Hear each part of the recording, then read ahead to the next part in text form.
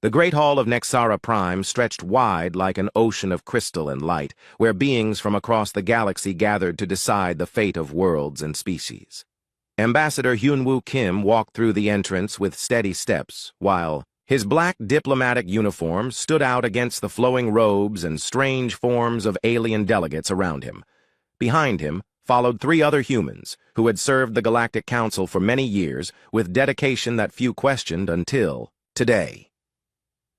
Bo-Ram Lee carried herself with the straight back of a soldier, though her weapons remained on the human ship as Council rules demanded. Her sharp eyes moved across the hall, taking note of exits and positions like she had done in countless battlefields where human and alien forces fought side by side against pirates and raiders. Do Hyun Park clutched a data tablet containing years of scientific research that had helped solve problems from plague outbreaks to stellar engineering failures across dozens of worlds. So-Jin Choi smiled at familiar faces among the alien delegates, though many now avoided her gaze with embarrassment or shame.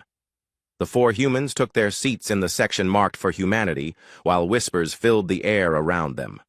The crystalline. Vexari spoke in musical tones that sounded like breaking glass while their bodies caught and reflected the chamber lights, in patterns that hurt human eyes to follow.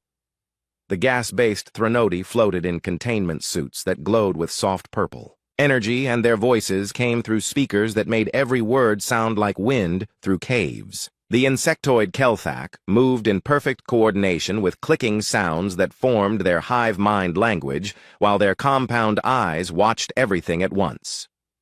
Counselor Zix Theta of the Vexari stood at the central podium with authority that had guided galactic law for 3 centuries.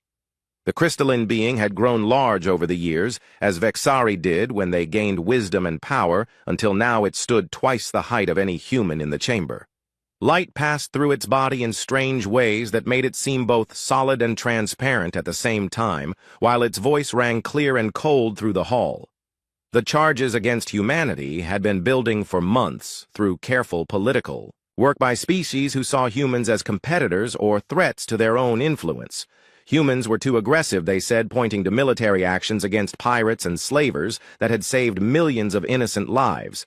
Humans were too emotional. They claimed when human diplomats had refused to abandon colonies under attack or leave behind refugees fleeing war zones. Humans were too independent, they argued, because human scientists often developed new solutions instead of following established methods that other species preferred. Threnody speaker Velmoth rose from its floating position to add weight to the accusations with a voice that seemed to come from everywhere and nowhere at once. The gas being had lived for 800 years and claimed to speak with wisdom earned through long experience watching younger species rise and fall. It spoke of human unpredictability as a danger to galactic stability and pointed to times when human commanders had made battlefield decisions without waiting for council approval, even when delay would have meant death for their allies. The Kelthak representative Chkalar stepped forward with the unified voice of 1 billion connected minds speaking as one. The hive mind being rarely spoke in council sessions, but when it did, other species listened because its words carried the weight of vast collective intelligence. It declared that humanity's individual thinking patterns disrupted the harmony that allowed civilized species to work together toward common goals, and suggested that humans would be happier among their own kind rather than trying to fit into galactic society. One by one, other species added their voices to the growing chorus, calling for human expulsion from the Council and from galactic civilization itself. The Zenthari complained that human traders drove too hard bargains and refused to accept traditional profit margins that had kept trade stable for millennia. The Morphic Collective accused humans of spreading dangerous ideas about individual rights and freedoms that threatened social order on their worlds. Even the usually neutral observers spoke against humanity, claiming that human activities created too much chaos for proper scientific study of galactic development. Through all the speeches and accusations, Hyunwoo sat with calm patience that his grandfather had taught him during childhood lessons about dignity and honor. His hands remained folded in his lap, while his face showed no anger or fear, despite the growing certainty that this trial had been decided before it began. Bo-Ram fought to control the warrior instincts that wanted to challenge these accusations with force, but she remembered her duty as a human representative and stayed silent. Do-hyun watched his life's work being dismissed as worthless contributions by beings who had never spent sleepless nights solving the problems that kept their worlds safe and prosperous. So-jin felt her heart break as friends and colleagues she had worked with for years now spoke against her species with words that cut deeper than any weapon. The vote came quickly once all species had spoken their piece against humanity.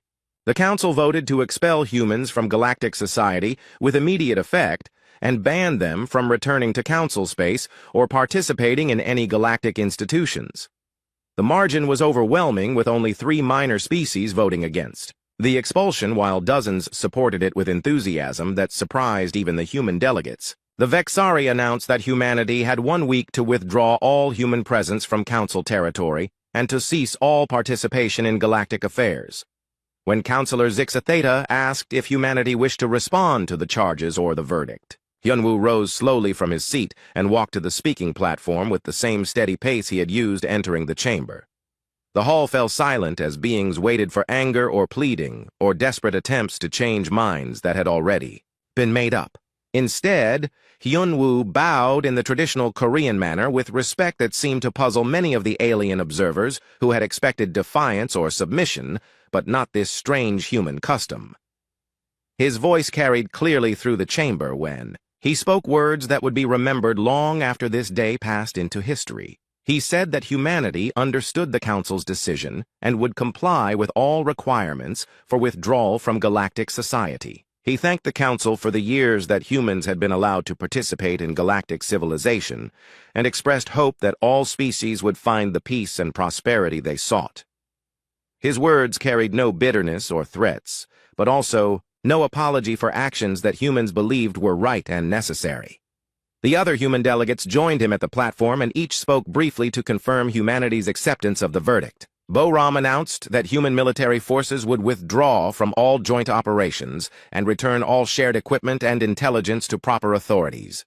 Do-hyun stated that human scientists would terminate all research projects with other species and transfer their work to whoever the Council designated to continue their efforts. So-jin formally ended all cultural exchange programs and diplomatic relationships between humanity and Council species with polite efficiency that masked deep personal pain.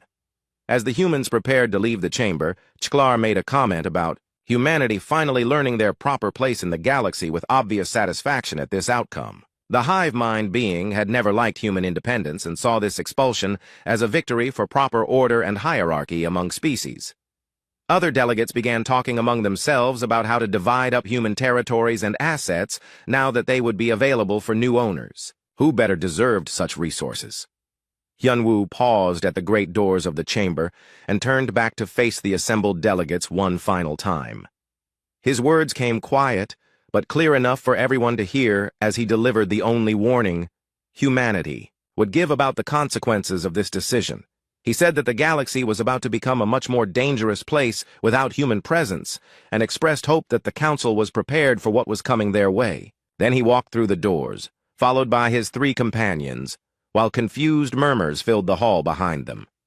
Within hours, human ships began departing from Nexara Prime and other Council worlds, with efficiency that impressed even their critics. There were no angry demonstrations or desperate last attempts to change the verdict. Human families packed their belongings with quiet dignity, while human businesses transferred their operations to purely human space without sharing trade secrets or technical knowledge with local partners. Human military units withdrew from frontier posts and patrol routes that had kept Council space safe for decades, while human scientists downloaded their research and took their expertise with them into exile.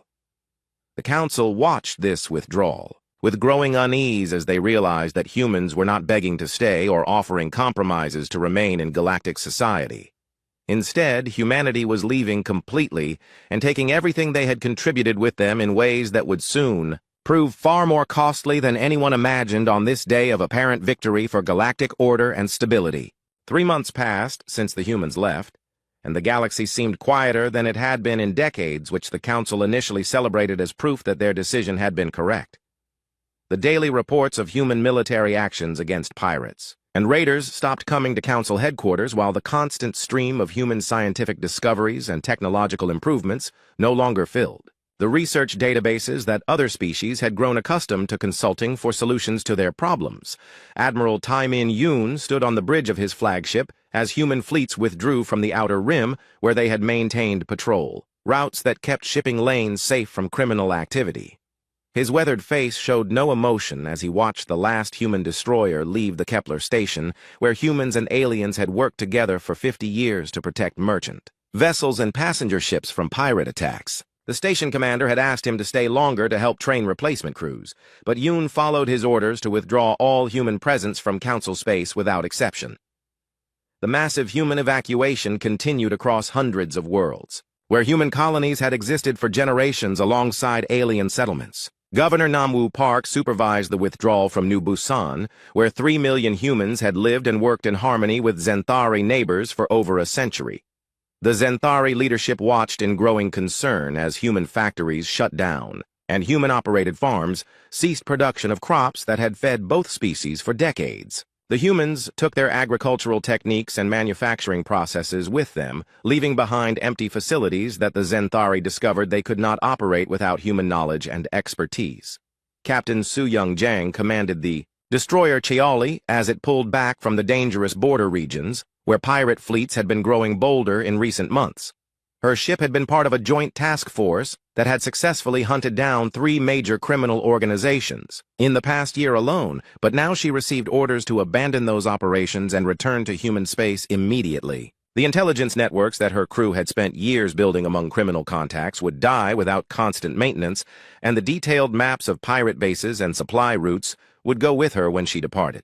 Dr. Yoon Soo Han packed her research equipment from the xenobiology station, where she had made breakthrough discoveries about alien diseases that threatened multiple species across the galaxy. Her work on viral mutations had saved millions of lives during the Arcturian plague outbreak 2 years earlier.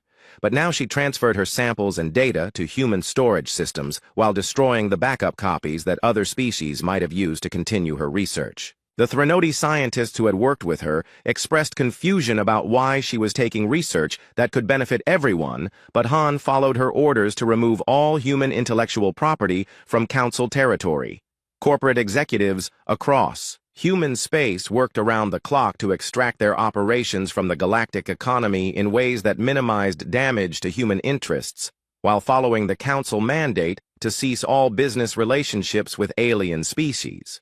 Ji-Hoon Kong directed the shutdown of Terra Dynamics Corporation, which had grown to become the largest manufacturer of spaceship components and life support systems in 3 sectors of the galaxy. The company had developed revolutionary new technologies that made space travel safer and more efficient, but those innovations belonged to humanity and would not be shared with species that had voted to expel them from galactic society. The withdrawal affected every aspect of galactic life in ways that began small but grew larger each day as systems that had relied on human participation started showing signs of strain. The Outer Rim Protection Fleet discovered that 40% of their personnel were human when those crews began departing their ships and returning to human space. Fleet Commander Nashkov of the Vexari found himself trying to maintain patrol schedules with insufficient crews, while criminal organizations seemed to sense the weakness and began probing formerly secure areas with increasing boldness.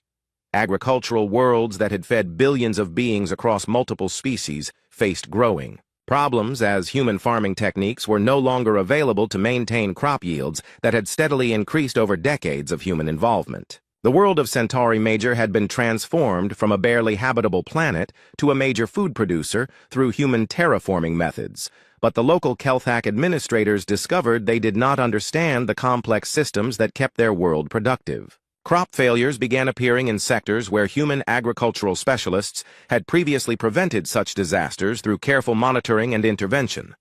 Energy distribution networks across Threnody space began experiencing efficiency problems as human engineers who had optimized those systems for maximum output took their knowledge with them during the evacuation. Chief Engineer Ha-Yun Kim had spent 15 years upgrading Threnody power grids to handle increasing demand from growing populations, but her improvements required constant maintenance using techniques that she had never fully shared with her alien colleagues. Power outages became more frequent, while energy costs began rising as systems operated below optimal levels. Deep space mining operations that had reached record production levels under human geological guidance started showing declining yields, as human survey teams departed with their advanced mapping techniques and resource location methods. The Vexari had proudly announced record mineral extraction numbers for 3 consecutive years, but those achievements had depended heavily on human expertise in finding and accessing difficult ore deposits that other species could not locate efficiently. Mining crews tried to maintain production using traditional methods, but found themselves struggling to match previous success rates. Scientific research stations throughout the galaxy began reporting delays and problems as human researchers who had led major projects took their work with them during the evacuation. Dr. Myung-hee Lim had been the only xenobiologist who successfully established communication protocols with several non-council species that lived in the dangerous regions beyond civilized space. Her departure meant that important diplomatic contacts were lost, along with early warning systems that had helped prevent conflicts with hostile alien groups that occasionally raided council territory. The Kelthak hive mind began experiencing minor communication disruptions as the cybernetic interfaces that connected them to galactic networks required maintenance that human specialists had provided for decades. Dr. Jung-Yoon Shin had developed integration protocols that allowed the collective consciousness of the Kelthak to interface smoothly with computer systems designed by individual-minded species, but those protocols needed constant updates that only she fully understood. Small glitches began appearing in hive mind communications that caused confusion and inefficiency in Kelthak operations across their territory. Medical facilities on dozens of worlds discovered they were missing critical expertise as human doctors and researchers departed with their specialized knowledge of treating diseases that affected multiple species. The University Medical Center on Arcturus had become the leading treatment facility for cross-species medical problems under the leadership of Dr. Won Jae-ko, but his departure left alien medical staff struggling to treat conditions that they had never encountered before. Human doctors had shown them effective treatment methods.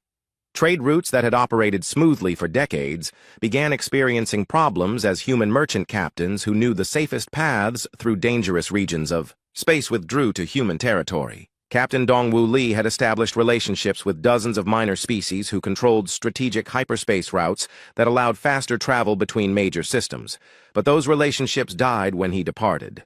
Shipping costs began rising, as merchant vessels were forced to use longer and more dangerous routes that added weeks to delivery times and increased the risk of pirate attacks.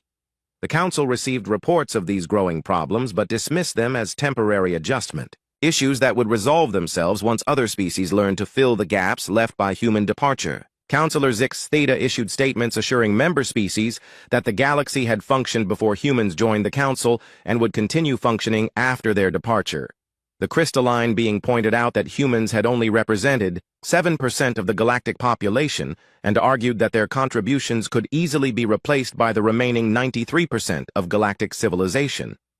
Threnody, Speaker Velmoth expressed confidence that the gas-based species would quickly develop their own solutions to energy distribution problems while learning valuable lessons about self-reliance that would make them stronger in the long run.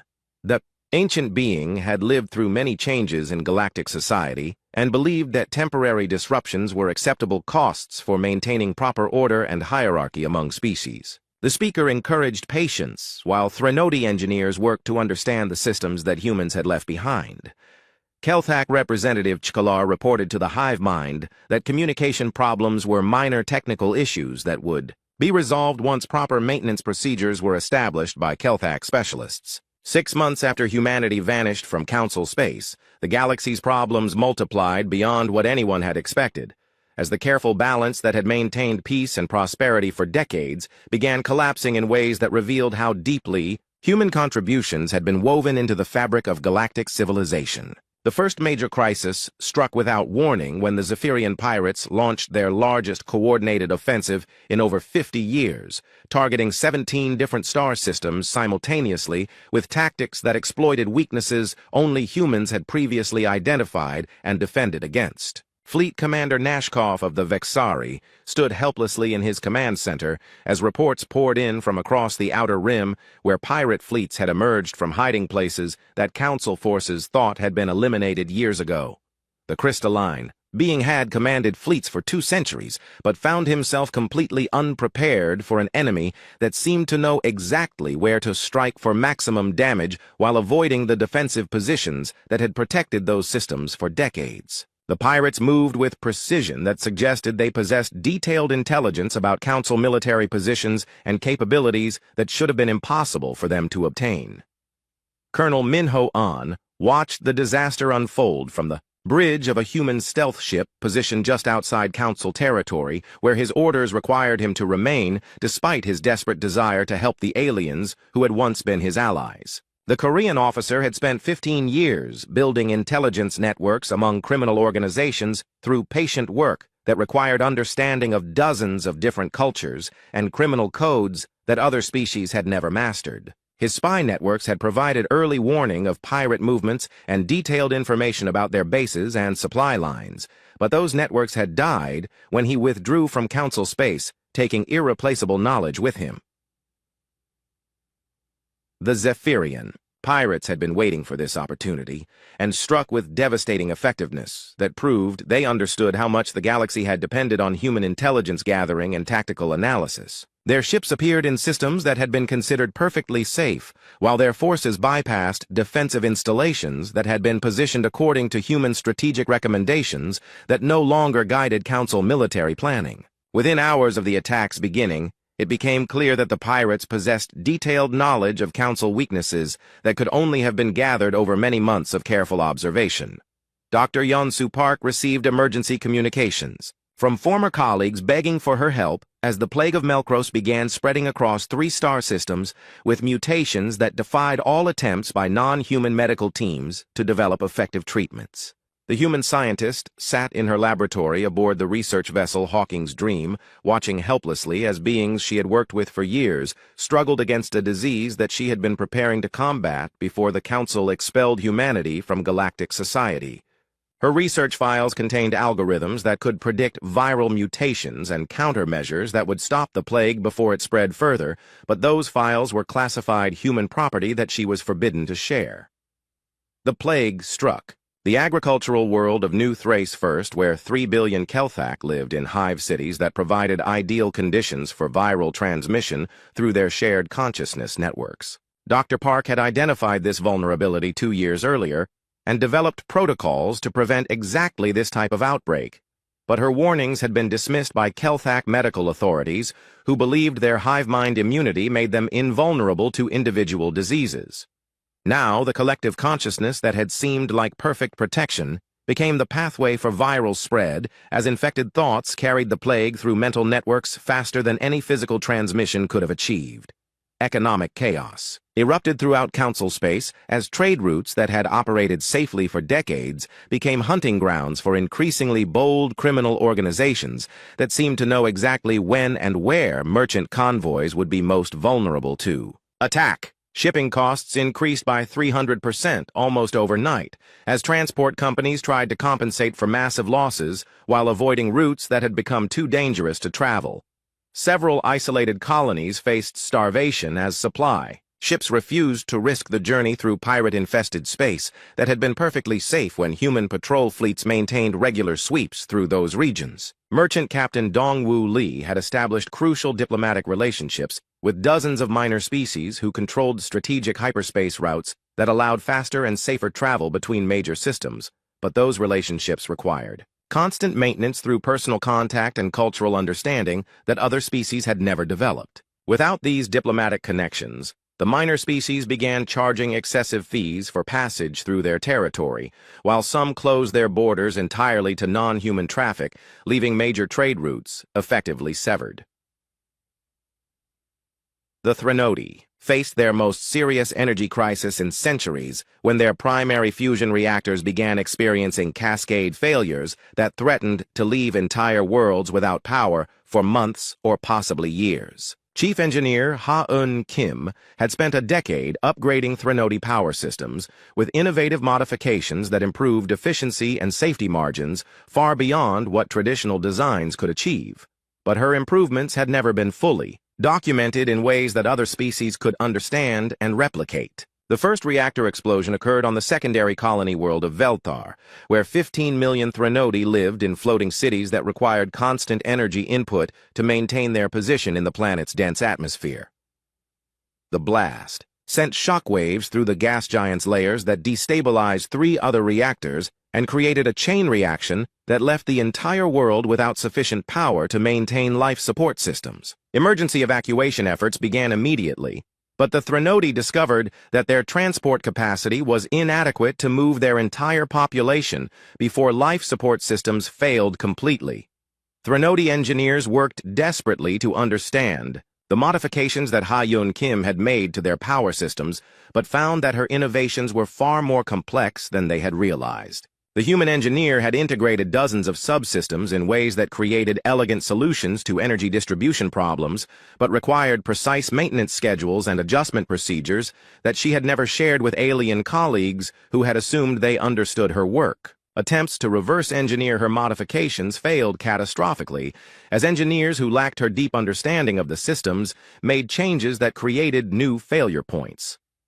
Mining operations across Vexari space reported production declines that threatened the economic foundation of their crystalline civilization as ore yields dropped to levels not seen since before human geological surveys had revolutionized their extraction techniques. Dr. Sung Jin Ko had identified mineral deposits that traditional Vexari methods would never have found while developing extraction procedures that maximized yield while minimizing environmental damage to the crystal formations that the Vexari considered sacred sites. The most productive mining station at Vexthara experienced a complete collapse when Vexari engineers attempted to expand operations using their own techniques instead of the careful methods that Dr. Ko had developed specifically for that location.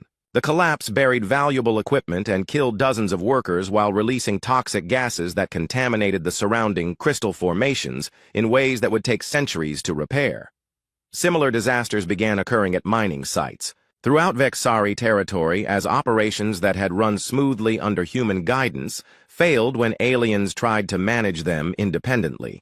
Deep space exploration programs ground to a halt as Council species discovered they lacked the specialized knowledge needed to navigate the dangerous regions where human astrophysicists had led scientific expeditions for decades.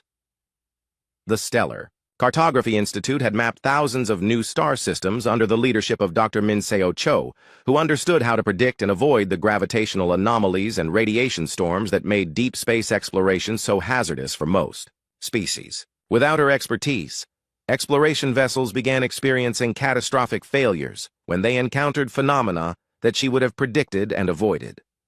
Early warning systems that had protected Council space from cosmic disasters began failing, as the human scientists who had designed and maintained those systems took their knowledge with them during the evacuation. The solar monitoring network had prevented 3 potential supernovae from destroying inhabited systems through interventions that required precise timing and technical expertise that only human stellar engineers possessed.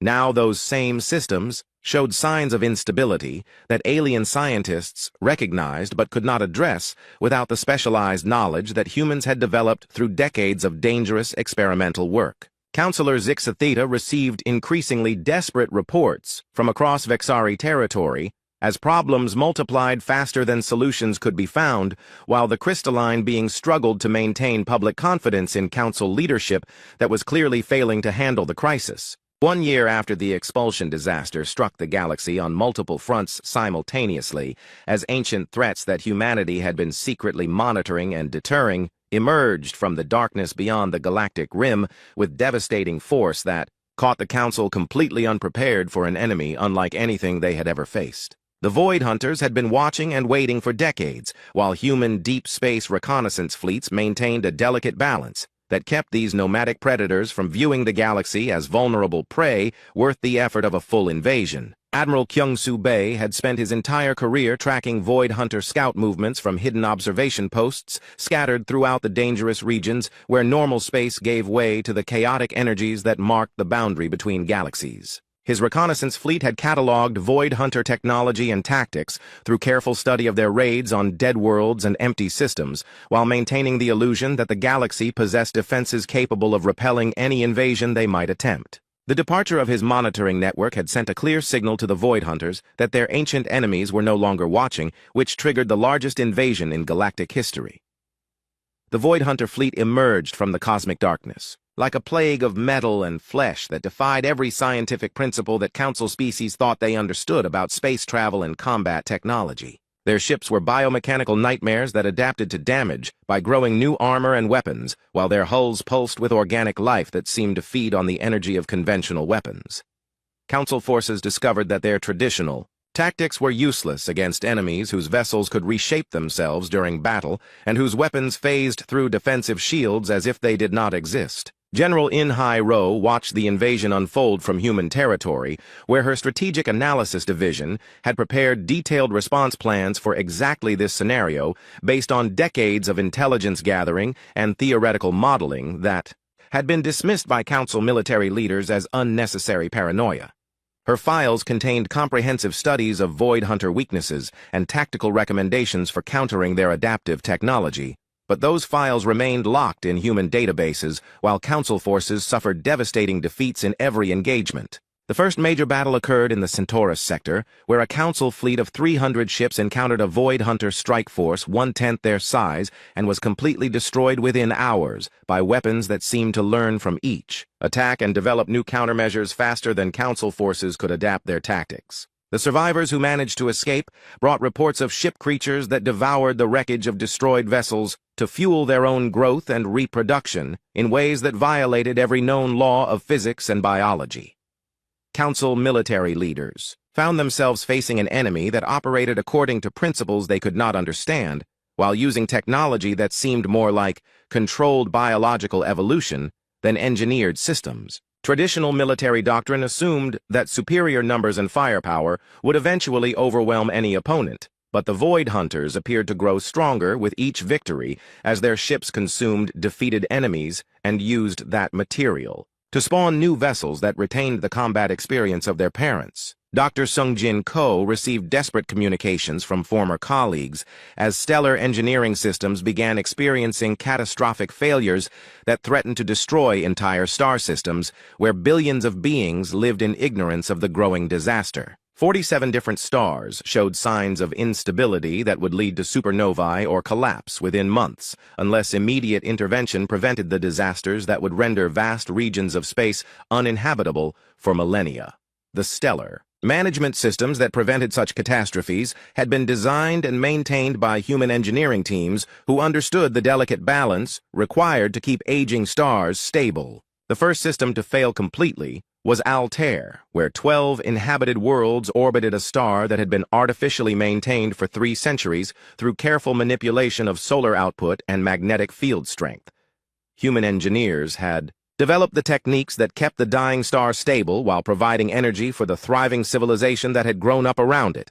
But those techniques required constant monitoring and adjustment using knowledge that no other species had ever fully mastered despite decades of collaboration. When Vexari engineers attempted an emergency intervention using their own understanding of stellar mechanics, the operation failed spectacularly and accelerated the star's collapse while creating gravitational shock waves that disrupted the orbits of all 12 planets. The evacuation of 40 billion beings became a desperate race against time as transport ships struggled to move entire populations before their worlds were consumed by the expanding disaster.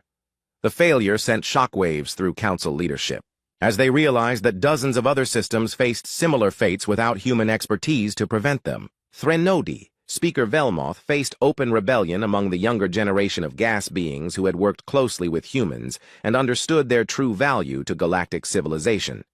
Subspeaker Zephmora led a growing faction that demanded immediate contact with humanity to request their return before more systems collapsed and more lives were lost to problems that humans could solve easily. The ancient speaker resisted these demands with increasing desperation while watching the authority of traditional leadership crumble under the weight of crisis that exceeded their ability to manage.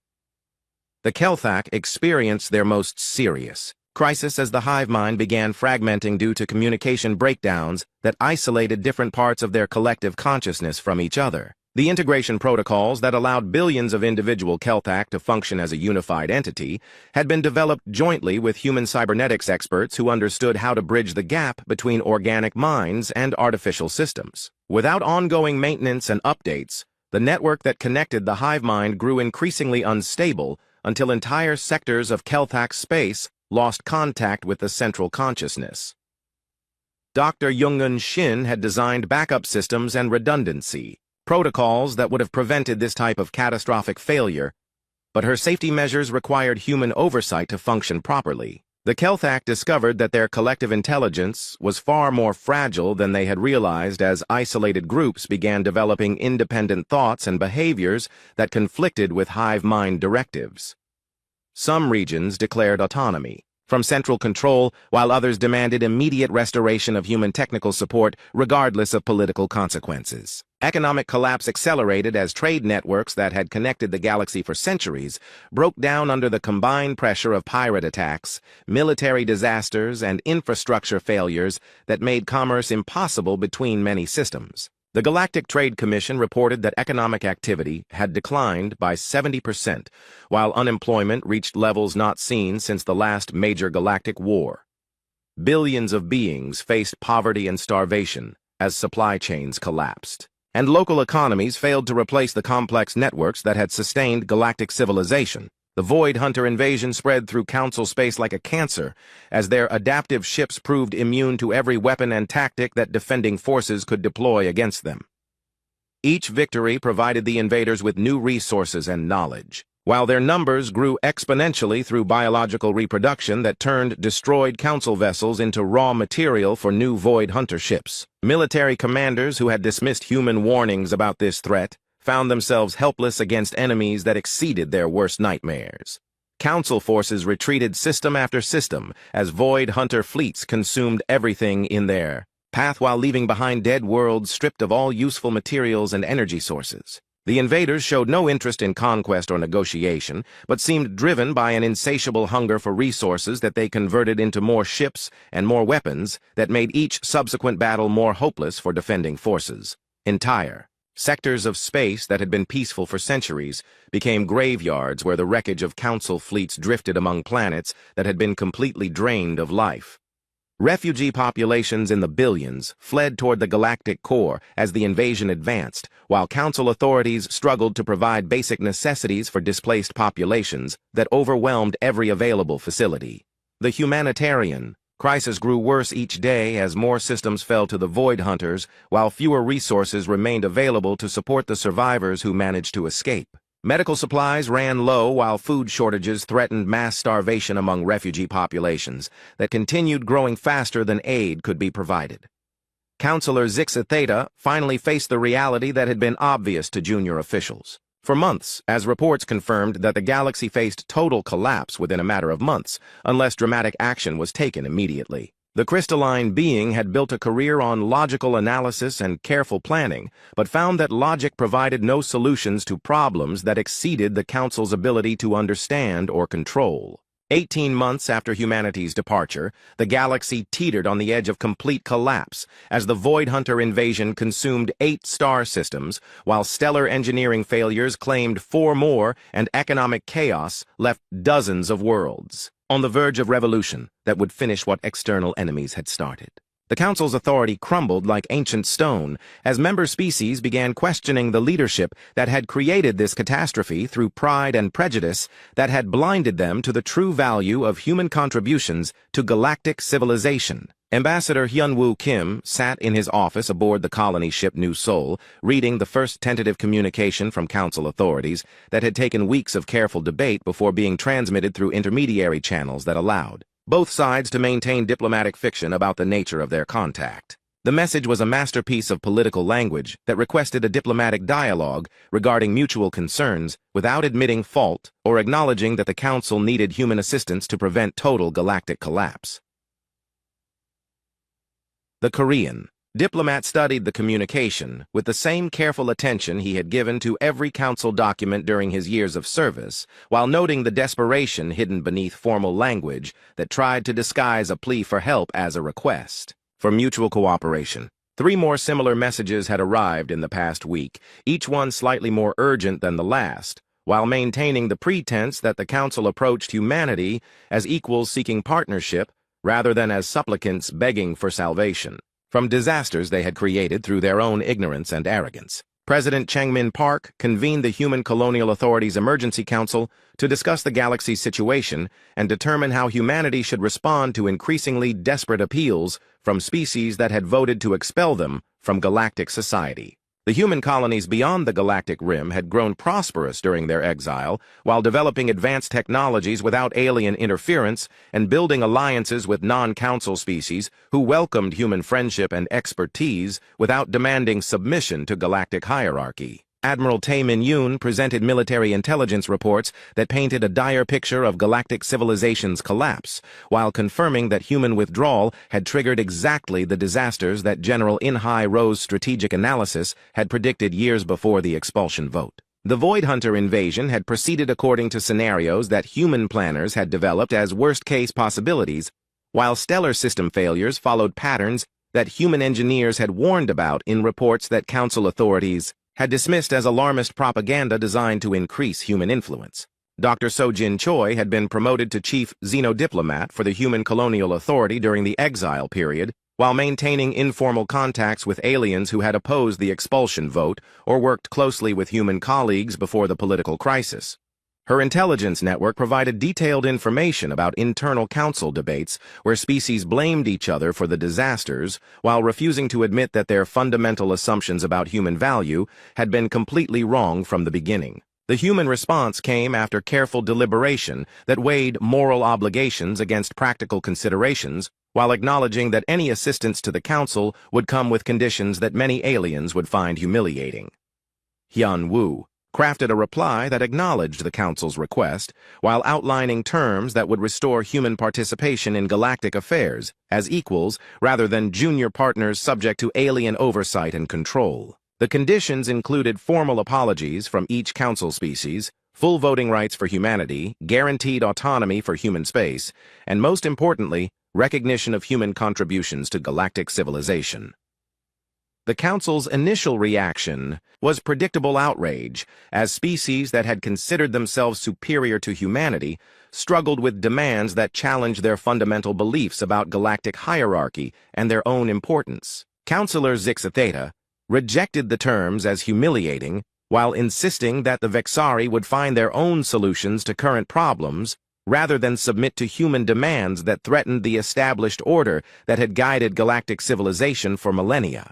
The crystalline being's defiance lasted exactly 4 days, until Void Hunter fleets launched a direct assault on Nexara Prime itself, in an attack that demonstrated the complete inadequacy of Council defenses against enemies that adapted faster than traditional military doctrine could counter. Vexari technology that had seemed invincible for centuries proved useless against biomechanical ships that absorbed energy weapons and used that power to fuel their own growth, while their adaptive hulls evolved countermeasures to every defensive system that Council forces deployed against them. Captain Bo-Ram Lee monitored the battle from the human stealth ship Invisibility, positioned just outside the Nexara system, where her orders required her to observe, rather than participate, in the defense of worlds that had expelled humanity from galactic society. The Korean officer watched through telescopic sensors as Vexari evacuation ships fled the planet while their military forces crumbled under assault from enemies they could not understand or effectively resist.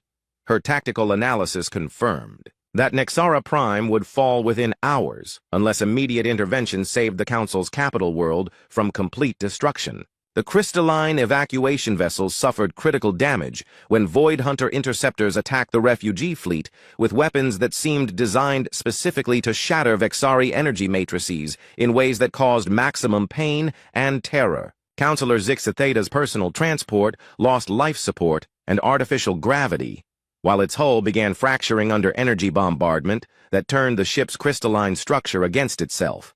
The proud being who had voted to expel humanity now faced death in the cold vacuum of space while watching everything that defined Vexari civilization burning around the homeworld. Bo-Ram made the decision that would define humanity's character when she ordered her ship to break stealth and rescue the aliens who had rejected human friendship less than 2 years earlier.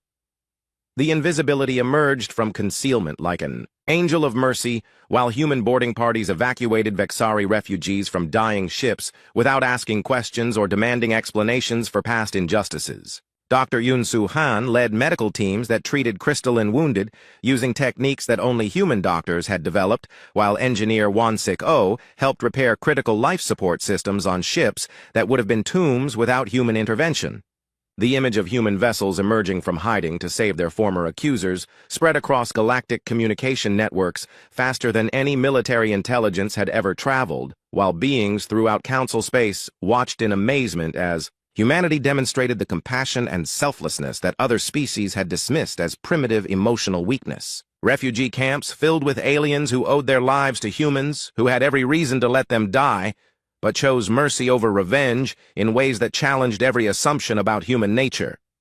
The rescue operation succeeded in saving millions of Vexari civilians, but Nexara Prime itself fell to the Void Hunters in a disaster that symbolized the complete collapse of galactic order, as the Council's capital world became another dead rock, stripped of all life and resources. The destruction sent shockwaves through remaining Council territory as species realized that nowhere was safe from enemies that their combined forces could not stop, while human forces remained in exile beyond the galactic rim.